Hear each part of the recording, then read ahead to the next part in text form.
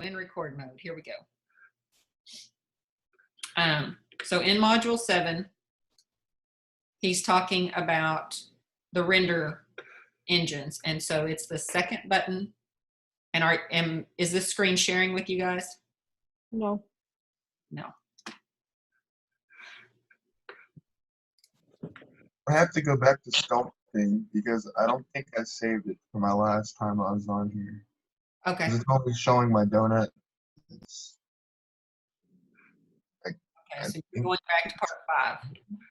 maybe I don't remember where it is, but it's not the one I ended on. Okay. So part 5, as a reminder, was about extruding the icing, creating the highlights, curving it, and then shrinking in the middle of the donut so that it was making it a more realistic view. And we did that using, or he talks about that using the sculpting screen or the sculpting workspace. Wrong window. And so the sculpting is on your panels going across the top. It's the third one in. And then under our modes that we've been working in, we've been working under object mode and edit mode. And now in this module, particular module 5, they've added the sculpting mode so that you can get in there and you can bloat, or you can layer or inflate. I'm sorry, I said bloat, but it's inflate. It was bloat on Photoshop, I think. There's add blobs, there's crease. So as you pull down this panel, you've got options of how you want to sculpt. And again, making sure that you have the right object selected, the donut versus the frosting, that kind of thing. In module 6, he is talking about the rendering tools. And the rendering tool, we had the Eevee, the cycles. There were 3 render engines that it listed there, and those can be found here. Workbench. And so Eevee is by default the one that opens, and it allows you to see things in real time, whereas Cycles renders in the background, but it creates a pixelated look, but is more efficient for the time being. Okay. And so that's pretty much what module 6 talks about quite a bit, is the rendering tools. And it also talked about moving your light around and recognizing where your light and your camera is. Did everybody work okay with moving their lights and starting to see the shadows on your plane? Yeah. Okay. What about you, Jacob? Did you get this? I got done with 7, and so basically I'm done with level 1. Okay, so, but did you have any problems working with the light and moving the light and making the light bigger? Because that's going to come into play as we do other things to make that environment look real, to create shadows where there ought to be shadows, make the light coming from the right direction in this scene and not having it come from here in one scene and here in another scene. Does that make sense? Yeah, I had no problem with that. Okay, what about you, Riley? Did you get that far?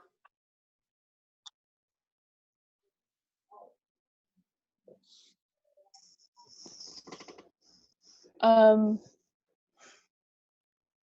the first donut, I have, like, moving the light was a little difficult, but I could still see a shadow. And okay, I struggled with moving the light initially too, and it was getting it clicked on and then remembering to, was it hold the G key, the grab, the go for move, to move it around. That was one of the things I kept forgetting to do that. So I don't know if that's what you're forgetting to do or not, but that might be something to think about when you go back in there. Thomas, did you have any problems with the light, or did you get that far? I didn't get that far yet. Okay. So that starts to make it feel a little more real. I really liked the way that once I started playing with the light and I could see how, with the plane underneath it, I could see how it was interacting with its environment, where the shading was falling, even inside the donut. I'm working with first years right now with the 2D animation. And I don't know if you guys remember when we did Animate last year and we made the coffee cup and we did the mug of coffee banner. So they're working on that. assignment in Animate. And so we were talking about the shading in there and how it starts to make it feel a little more like it's in an environment instead of just an object, a flat object. So working with the light, and then in part 7, working with your materials and adding the sprinkles and texturizing the donut.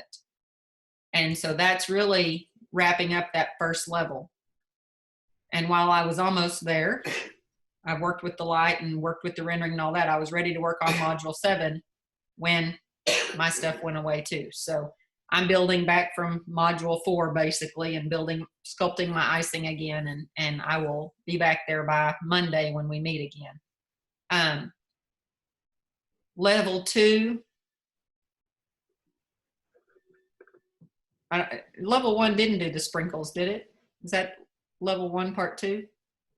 Yeah, that's level 2, part 1. Yes. Yeah, that's what I was thinking. I've watched through them, and so I have forgotten. So the sprinkles are coming, and the texturizing the donut, that all is coming. That wasn't in module 7 or part 7. So that's customizing your donut is all of part of level 2. And then level 3 is building your environment and working with the glass and the liquid in the background.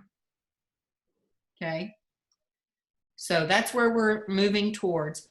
Also, I want to draw your attention in Canvas to your course, your 3D animation course. So here's my deal. If you're frustrated with this and you're struggling with this, there are still some other assignments out here in Canvas, and I put it out there Monday or Tuesday, I forget.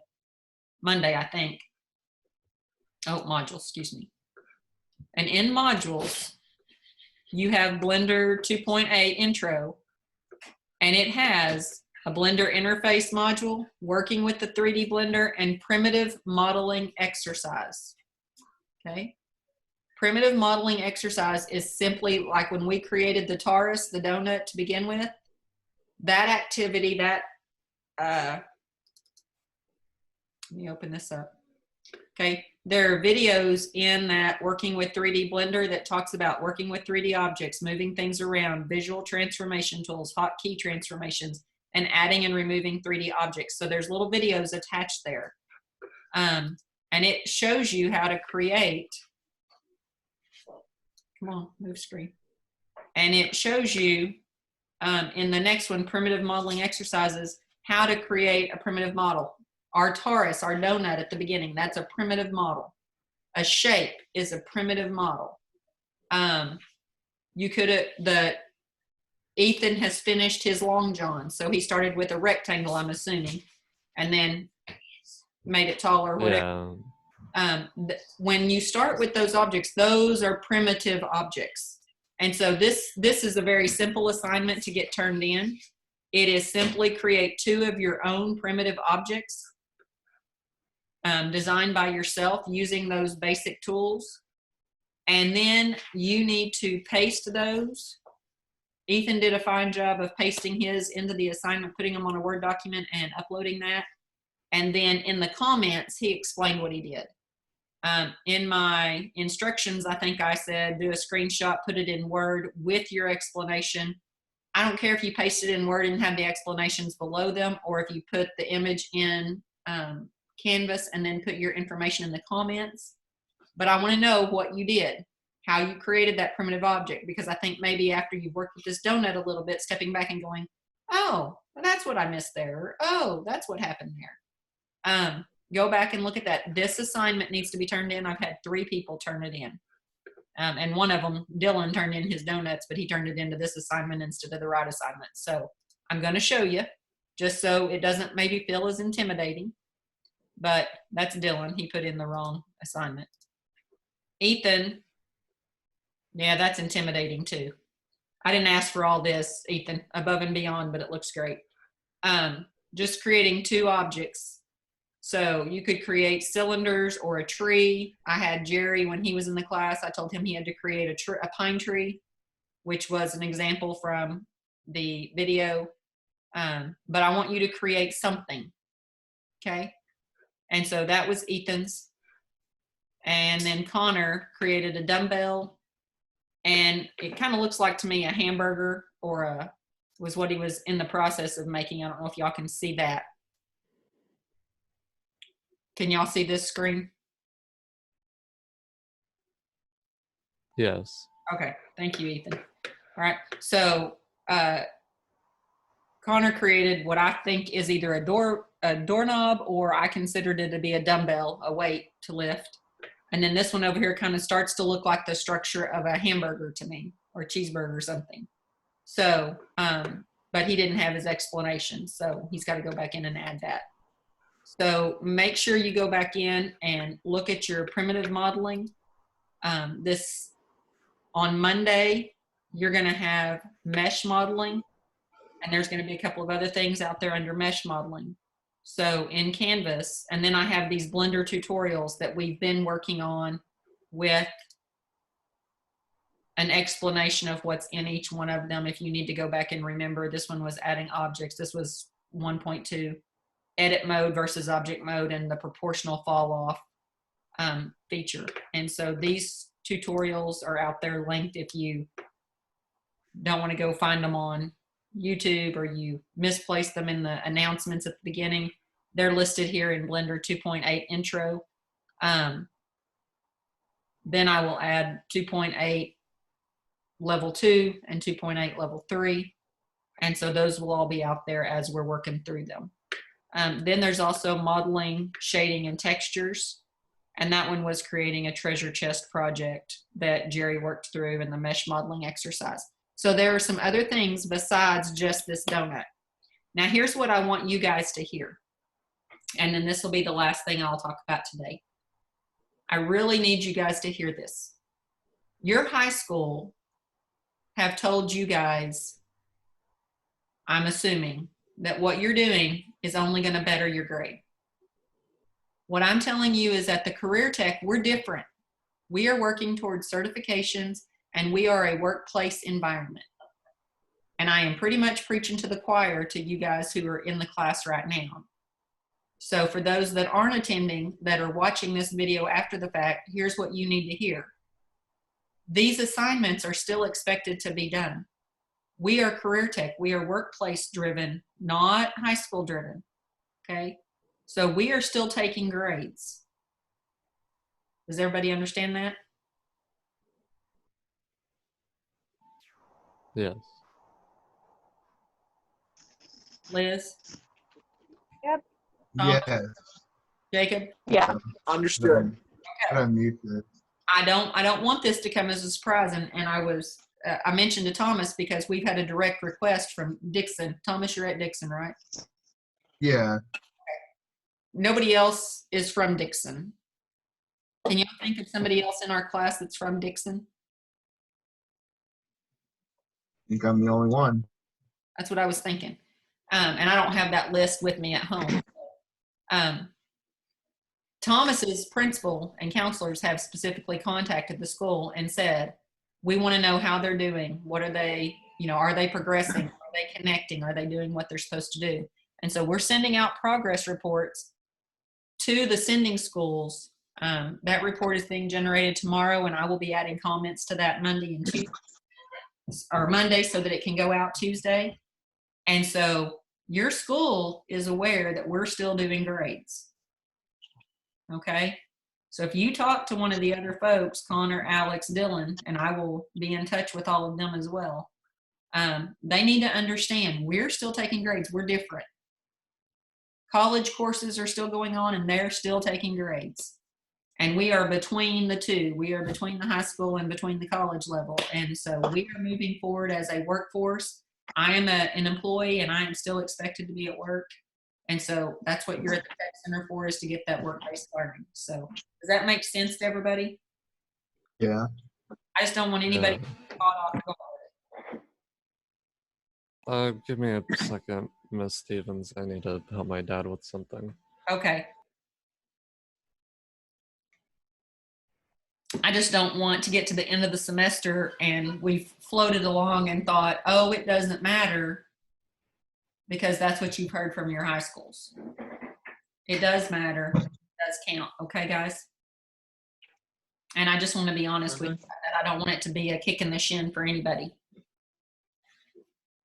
Okay. Now, granted, you're having a lot more time to do this work than we would have had if we were in class. So consider that. I don't know if I'll be back. My dad's blood sugar is really low, and I need to help him. That's okay. We're done here, Ethan, for the most part. Take care of Dad. Okay. I'll see you Monday. Okay. Does anybody have any questions of me at this point? It sounds like we're moving forward, or those of us who are having issues know where we're at and we need to keep moving forward. And so by Monday when we meet, we need everybody ready to start level 2. Okay? Having your donuts done, being ready to start level 2. Yes, Jacob.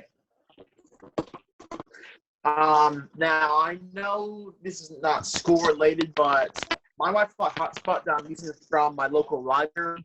I'm going to have to give that back on Monday, and I have no idea if I'm going. I mean, I'm going to be here for class. It's just that for the next couple of days, I'm not too sure if I'll be in class because I have a limited supply of Wi-Fi, and my lab is running Monday. So I don't know what's going to happen from there. I'm going to try and get an extension, but I'm not too sure it's going to work. Okay. Are you getting yours from the library? Yeah. I asked my school about the hotspots, but apparently they said they won't come until like after school. Yeah, that's not helpful at all. And we don't have any hotspots to give out that I've been made aware of.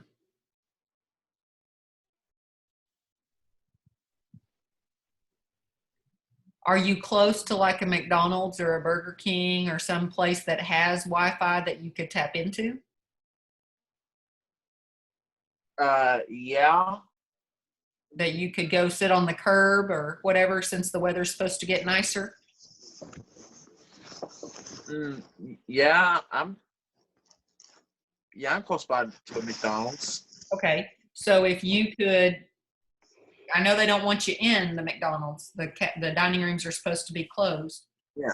If you just went to the parking lot and you could sit down and tap into their Wi-Fi to do your schoolwork, and not necessarily that you've got to be on video if that's a problem, but you could at least go check the assignments and then watch the videos when you have a chance if you can't be in class.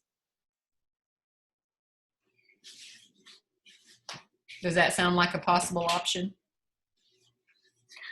Yeah, that sounds like a possible option. Okay. Talk it over with your mom, figure out what works, and if you have any other questions or if there's anything else I can do to help, let me know, okay? Maybe we need to rethink it from a direction, but see if that's something that you guys think you could work out depending on the weather and that kind of thing. Because you could pull up in their parking lot in a car and sit there and work from the car or whatever if that's an option. All righty? But you can certainly call me and we can talk about that outside of class. Okay. All righty? So Monday. Yeah. Liz, Riley, myself, Thomas, I'm not sure where you were at on your donuts. I think you had to go back to level 5, I think. Monday, our donuts all need to be done. Monday, I'm going to give a grade on the donuts. So by Monday, we're going to have to submit whatever we've got done. Everybody hear me? Okay. Yeah. So Monday, when we have class, we're moving on to level 2. Okay. Okay? Mm-hmm. Well, I've enjoyed seeing your faces anyways today. And so it's supposed to be a beautiful day this afternoon. So I hope you get out and enjoy it because the temperature is supposed to drop back down again for a few days. So I know. Don't go stir crazy. Get out when you can. Enjoy some fresh air. Go for a walk. Continue to work on social distancing. And have fun working with the donut. Go back and remember to do your Blender activity for your primitive modeling exercise. That needs to be turned in as well. And that won't take you very long at all, considering the experience you already have. That's probably a 10, 15-minute project. Okay? Okay. Okay. All right. I will see you guys Monday at noon. All right. All right. Bye-bye. Okay. Bye. Okay, Thomas. He's gone. Never mind. Ethan didn't sign out. Is Uh-uh. that the one that needs to go check on his dad? Yeah. I was gonna watch a movie. I was over and now I was actually